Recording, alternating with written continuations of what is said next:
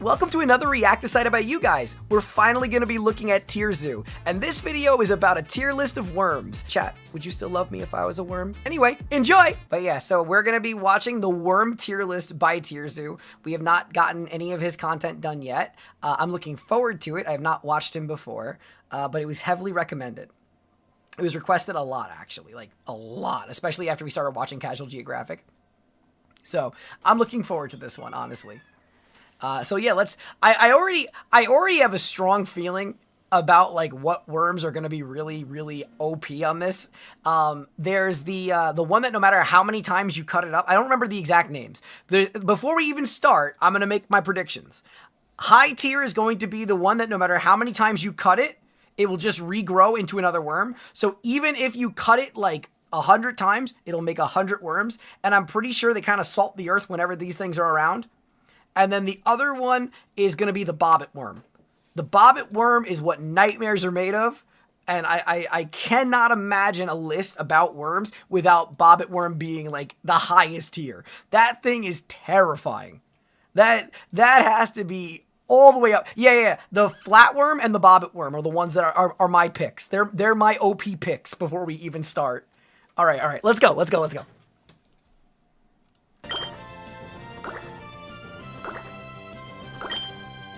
Oh, is this the worm that eats other worms? Yep. Oh my god. The humble worm may be one of the most overlooked characters in the entire game. Though they may seem powerless and pathetic, in reality the worm faction has... This is the one that I was talking about. This is the one that just, no matter what you do, it will just come back. Access to some of the rarest, most extraordinary special abilities in the game. Yeah, and that thing. And can be a nightmare to play against. But which worm builds are dominating the meta? Bobbit worm! Which are just bait? Find out in the worm tier list. But before we dive into the rankings, what even is a worm? Even though they're the most numerous creatures in the game, technically there's no such thing as a single all-encompassing worm faction. Worm builds are actually part of several different, distantly related factions. Nematodes. But there are many similarities they share. All worms have long, tube-shaped character models with minimal or non-existent appendages, enabling them... Wait. I incorrect. Bottom left one is the one that is the one that multiplies, right? So I think it is the Hammerhead one. I think that actually might be it. I think you said it before correctly. To weave in and out of tight spaces easily. Oh, wait. I don't know anything about the Bobbit worm. Is it like a hagfish? Hagfish are terrifying too. The Bobbit worm, is scary. I'll pause and talk about it if he goes over it. They've snuck into aquariums and destroyed entire exhibits before. They're very big, and they're named after, I think her name was Angela Bobbit. She was known for cutting off her partner's genitals, and that was how it was originally believed that Bobbit worms would reproduce, that the female would do that to the male. However, I believe it was disproven. Simple as it may be, this has proven to be one of the most reliable body plans in the history of the game, as worms have been in the game since pretty much patch 1.0. As far as base stats go, worms are not particularly stacked. Now, credit where it's due, because of their excellent regenerative perks and uniquely advanced burrowing abilities, they do score pretty high in both vitality and stealth. And there are exceptions that score high in other stats. Yeah, there you go, there's Bobbit. But in general, they have below average base stats in almost every skill. With simple brains, no weapons, no armor, and no legs, the average worm is pretty lacking in their intelligence, power, defense, and mobility stats. Of course. The exceptions are where it gets interesting, though. So without further ado, let's dig into the tier list. This is wild. First in Ice tier, worm. The ice worm. This build takes the burrowing capabilities of the worm in an unconventional direction, and opts to dig through glaciers rather than solid earth. That's actually really cool. This is a pretty unique gimmick, as it grants them completely uncontested access to glacial algae as a food source. But unfortunately, it seems like unlocking the ability to burrow through ice must have cost all their evolution points, because the ice worm has some pretty glaring flaws in its strategy. First, the ice worm's stealth stat is abysmal. Its jet black appearance offers zero terrifying camouflage and really against the icy white surroundings, making them extremely easy for birds to spot from above. But it's still really cool. A few extra points into snow camouflage would go a long way here. And the second flaw, Ice worms ironically have almost zero freezing resistance or heat resistance. What? They die immediately if temperatures drop below freezing, and melt if temperatures rise to even a few degrees above freezing. What? Luckily, due to a quirk of the game's physics engine, the temperature of glacial ice is fairly stable at their exact Goldilocks zone. Okay. But as we've seen lately, relying on glaciers as a stable habitat is quite the gamble. It wouldn't take too much to make this build completely broken, but for now, it's the lowest ranked worm on this You're list. putting it in F tier? Also in F tier, we have the earthworm. Yes, it's true. The archetypal worm everyone knows and loves I mean, is that a makes low sense. tier. Earthworms have terrible stats. It has no offensive moves, no armor, no and offensive isn't quick enough to moves. rely on This speed channel to is escape attacks. freaking What's wild. worse, even the one special ability earthworms are believed to have is a bit overrated. Earthworms, like most worms, can regenerate from damage and potentially even survive grievous wounds if they manage to get away. But that's a big if. Oh my Most god, this builds that frog's spec just into slowly high passive eating it. health regen also tend to spec into the autotomy perk as well.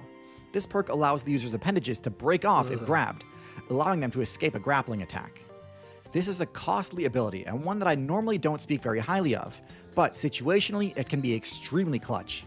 Earthworms do not have this perk, and so when I know I'm gonna sound like a prude here, but like it's so unnecessary to take off a lizard's tail for the sake of a video. I know it's not him doing it, but like somebody did that for an educational purpose. It's still mean.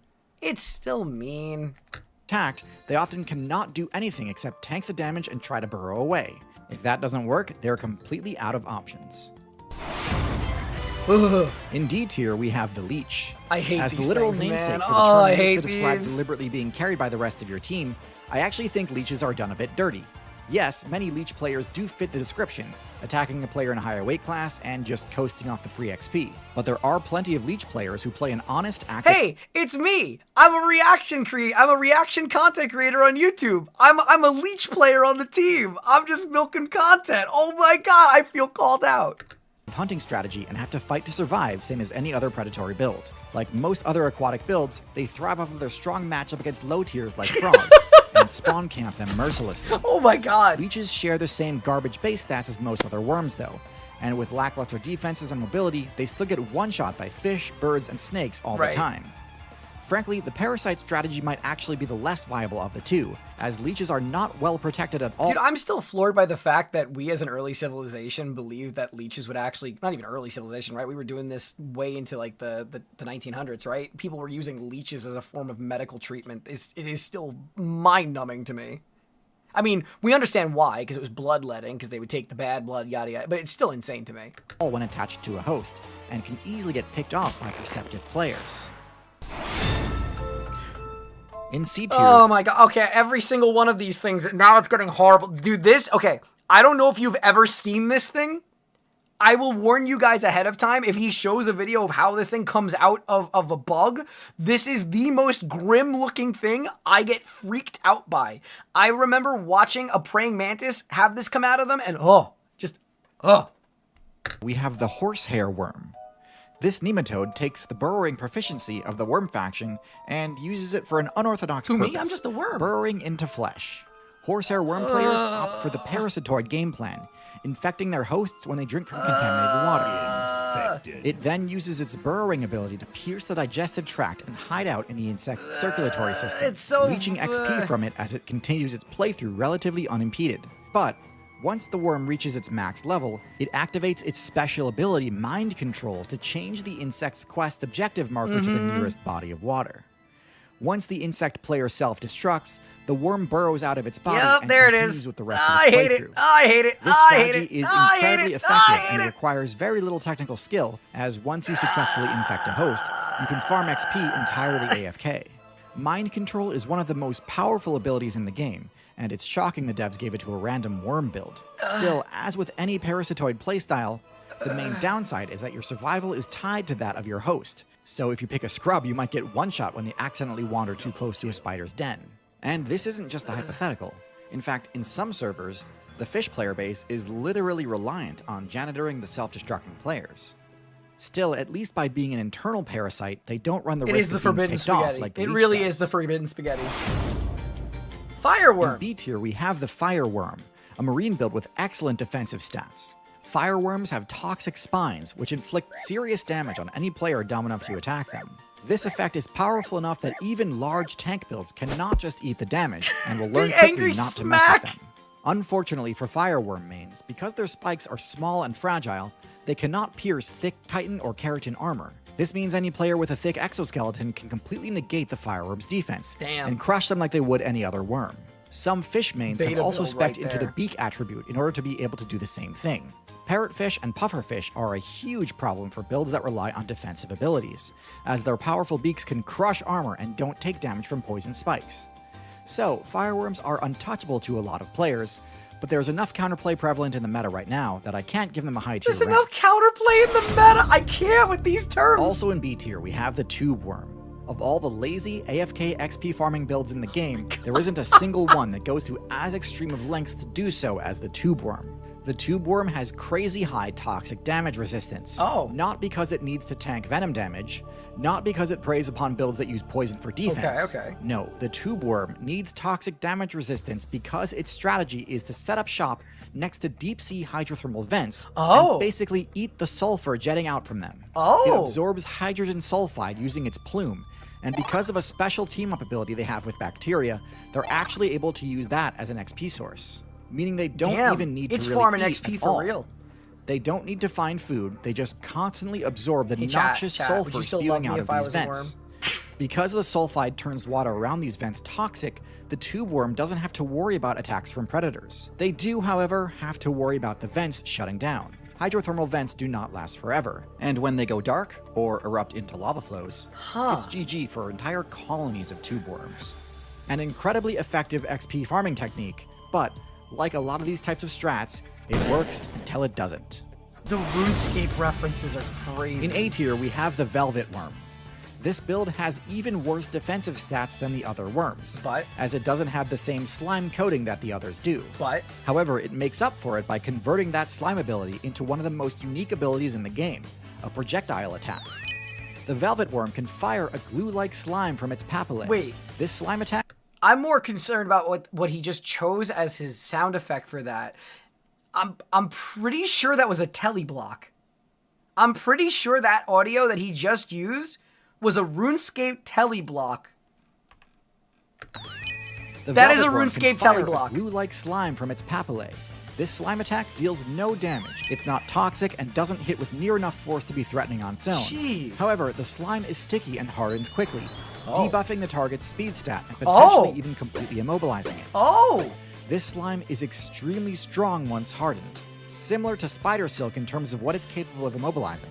Even builds with vastly higher power stats are not safe from being essentially frozen by the Velvet Worm's attacks. Now, while this is no doubt a powerful ability, it has plenty of limitations. It is woefully inaccurate and will struggle to hit smaller or evasive targets consistently. It is also relatively short-ranged, only being able to hit targets a few body lengths away. I think you're right. The repressed trauma goes hard. I'm pretty sure I've heard that sound while I've been in the Chaos Altar as I try running for my life, and I just hear, phew, and I'm like, oh, it's over. And because it doesn't deal any direct damage, even if the Velvet Worm manages to pin down a build like the Centipede or Scorpion, it'll still be taking on considerable counterattack risk when it tries to approach. The Bobbit Worm! And last in A tier, we have the Bobbit Worm.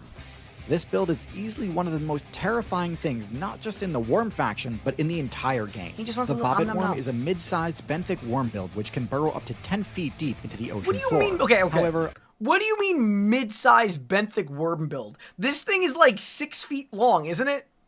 Unlike most burrowing worm builds, the Bobbit Worm is not a scavenger. It's not burrowing to look for food scraps or to escape predators. No, the Bobbit Worm is an ambush build. It lies in wait, and as soon as another player wanders close enough to its burrow, it strikes, using what may genuinely be the most wicked pair of mandibles in the entire game. These powerful jaws inflict devastating damage, while simultaneously hooking into their target so that it can be dragged down below the ocean floor, never to be seen again. Now, despite their ferocity, For worms is mid-size. No, I know. No. 6 feet long, that's small like you. I mean, but they're big in general. Like, their width is larger too, compared to like your typical worm. I don't want to overhype the Bobbit Worm. Though they are menacing, skilled players can play around their threat range pretty easily. Their low perception stats make them pretty inaccurate when lunging towards their targets. Their attacks are deceptively slow, and as long as you position yourself even slightly above the seabed, they should be reactable and easily dodged. Damn. Skilled fish players have even been known to drive Bobbit worm players out of their territory by teaming up and mobbing their burrows. This requires a successful perception check with a pretty high DC, but if your party is competent enough, you really shouldn't have to worry about Bobbit worms that much. Despite being easily the most terrifying build on this list, the Bobbit worm's poor frame data and predictable game plan keeps it out of the higher tiers. And in S tier, we have the Hammerhead flatworm. Yeah, okay, here it is. Flatworms are the solo hunters of the worm faction, and the Hammerhead flatworm is one of the best at it. Oh my They're god! faster than other worms, which isn't saying a lot, but still, it's relevant. It just sucked that snail up. Of the worm faction, and the Hammerhead flatworm is one of the best at it. Oh my god! They're faster than other worms, which isn't saying a lot, but still, it's relevant. They possess a devastatingly powerful neurotoxic slime, the same toxin found in pufferfish and blue-ringed octopus, which they employ both offensively and defensively. But their most recognizable feature, their wide, flat head, was a bit of a gamble in terms of how they spent their evolution points. By speccing into the Hammerhead attribute, these flatworms sacrificed their ability to dig efficiently. But in doing so, they greatly boosted their perception stat. Similar to the Hammerhead shark, the flatworm's Hammerhead is loaded with chemoreceptors, enabling the worm to track down prey by following its scent. In addition to their toxic defense, flatworms are the best regenerators in the game, able to heal all the way back to full health, even when cut into tiny pieces. They can really only be permanently defeated by non-physical damage, such as dehydration, salt, acid, that sort of thing. Because it's borderline unkillable through conventional combat, the Hammerhead flatworm is the only worm build to achieve the rank of S tier. Dude, it is insanely terrifying. I'm not terrifying, but it's really cool. As always, thank you so much for watching. If you enjoyed the content, please consider leaving a like and subscribe. Until next time.